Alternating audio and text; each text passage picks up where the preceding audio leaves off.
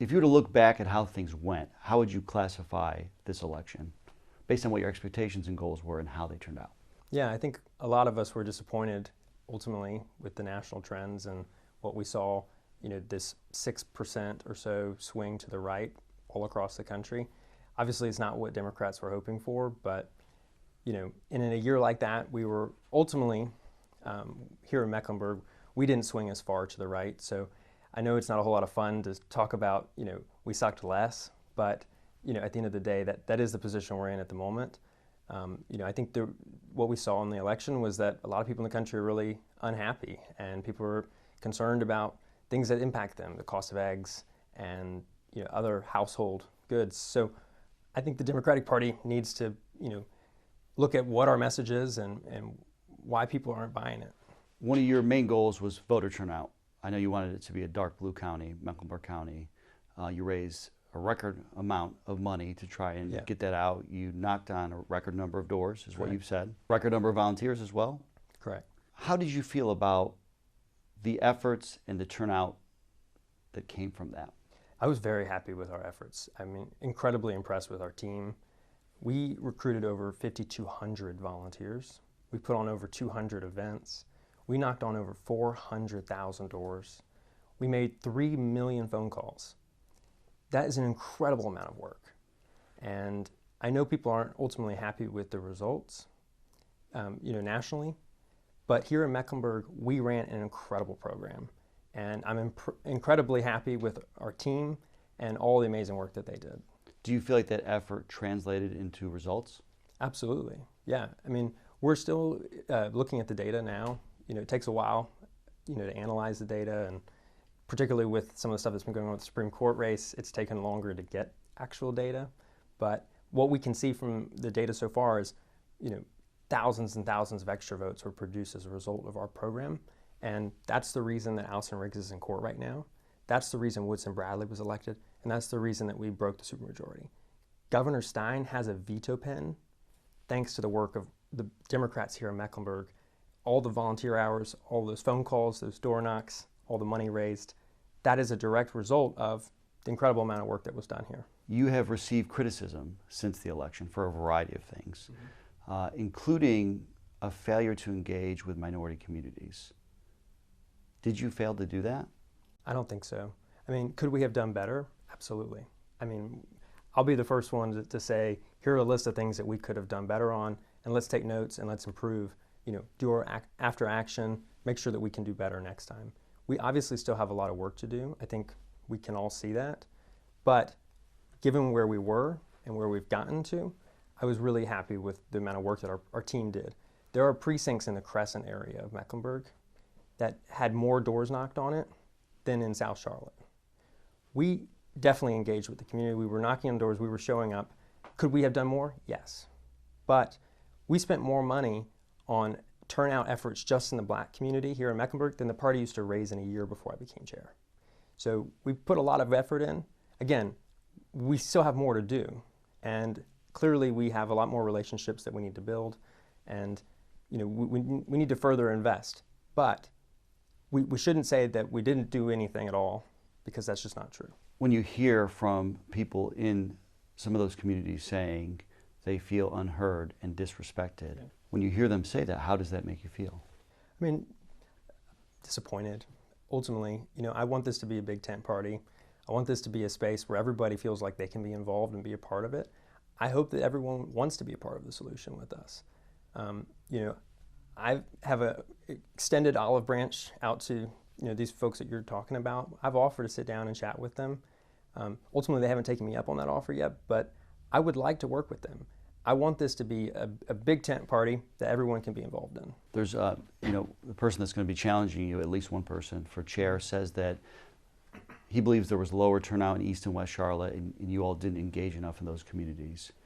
Is that a fair assessment? I don't think it's a fair assessment. Ultimately, the person you're talking about hasn't seen the data. He doesn't know where we were knocking doors. He wasn't here. He was out campaigning around the rest of the state, which I don't fault him for. But at the end of the day, we were the ones here on the ground doing the work. We opened 2 satellite offices, one in the Matthews area and one on Beatties Ford Road. And we were staffing volunteers out of there every day of the week. We had staff from the community that were working that. We had whole teams of bilingual canvassers that were going out, and we were talking to folks all over the county. I could show you a map of where we were going, and ultimately, the map displays that we were everywhere. Now, does that mean we talked to everyone? No, we didn't have enough volunteers to talk to everyone, but we did talk to folks all throughout the county. There's this feeling from some people that this was a unilateral party this last election, no collaboration with some of the precincts. Is that fair? I don't think so. I mean, the precincts that were involved in our program were the ones that wanted to be involved, that were participating with us. At the end of the day, here in the Democratic Party, we all understand what the mission is. We're here to get Democrats elected. And that means knocking on doors, making phone calls, talking to people. And I think for folks that think that they needed an embossed invitation to come be involved in what we were doing, at the end of the day, we invited everyone to come participate in our program. And this was one of the biggest elections of at least my lifetime, and we were putting it all out on the line. So, if people didn't feel like they were involved in it, I'm happy to talk with them about how they can be more involved next time. But ultimately, we wanted everybody to be involved. We needed all the help we could possibly get. I mean, this idea that I wouldn't have done all the work, our team wouldn't have done all the work to get any vote we could possibly get is farcical. We tried to do everything in our power to win this election. I don't know that you're going to be able to say anything about this, but I want to give you the opportunity. When Monifa Drayton resigned, there were some similar claims that the African American caucus eventually echoed as well.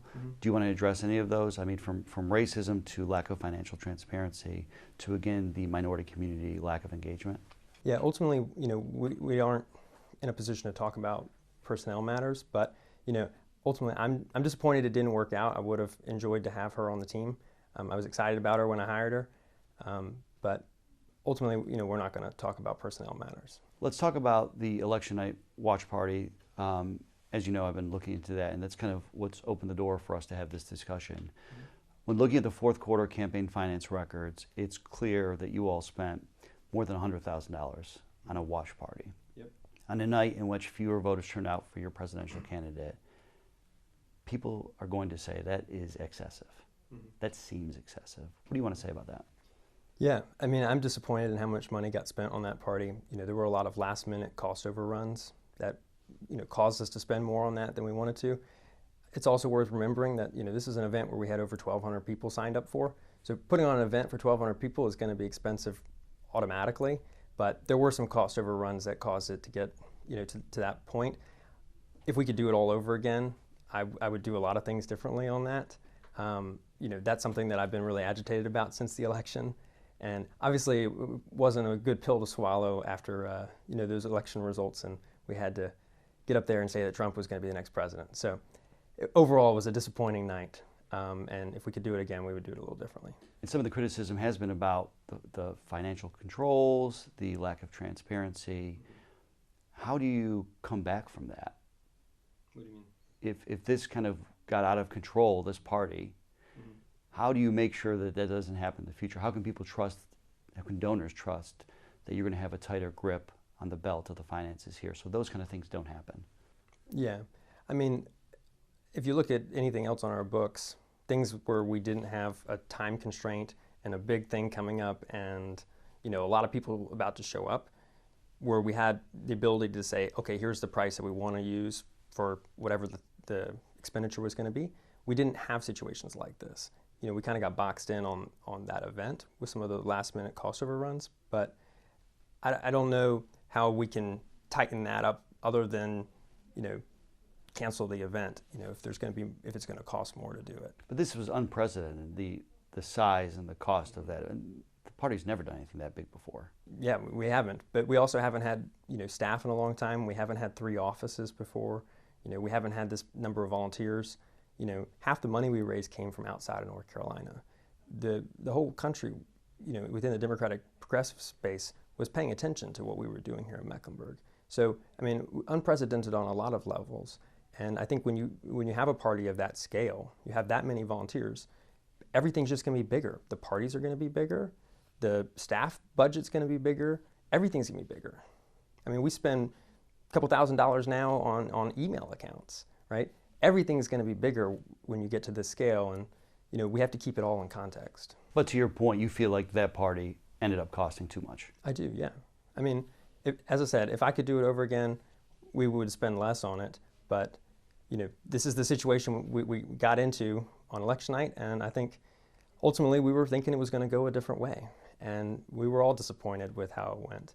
But as far as how we've used donor money here in Mecklenburg, I feel like we've been a very good use of those funds. We've hired staff, we went and knocked on doors, we made the phone calls, we did the things we said we were going to do.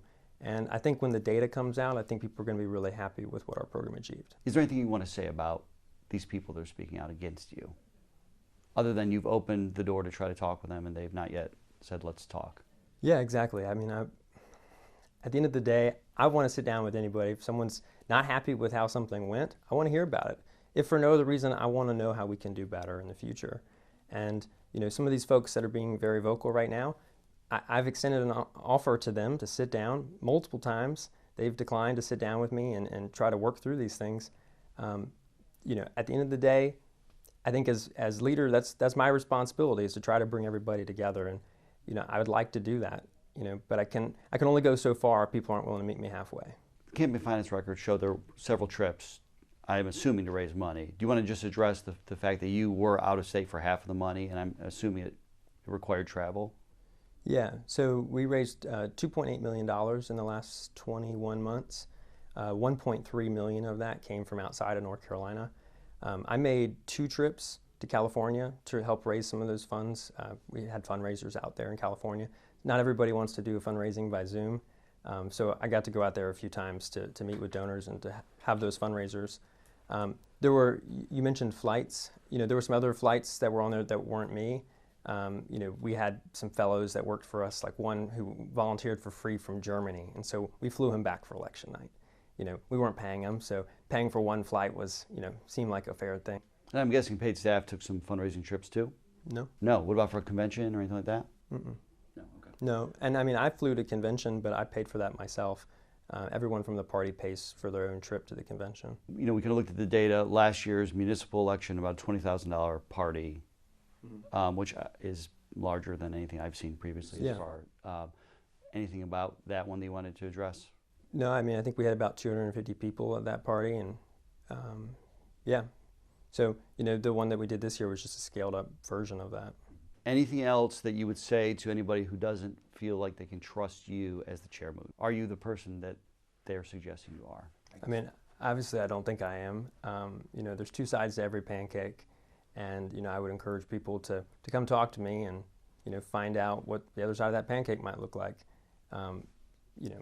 This is a big tent party. We got a lot of people with a lot of perspectives. At the end of the day, right now is the time that we need to be coming together as a party. I mean, look at what's happening nationally. We can't be eating our own here, and the circular firing squad stuff. It's time for Democrats to work together so that we can win elections. We've got some really important stuff coming down the pike. We're going to have municipal elections, and I imagine the Republicans are going to come after us in Huntersville after what we did in 2023. So, we've got a lot of work to do, and I really think that people need to, find a way to come together, and that doesn't mean that they have to agree with me. I welcome the criticism, but they should come talk to me about their criticism. I want to hear it. I want to work through it. What I've found, even in my limited time as chair so far, is, a lot of people's feelings ultimately come down to misunderstandings. And, we would do ourselves a big service if we would just talk some of these things out. Again, open door. I would love to chat with people.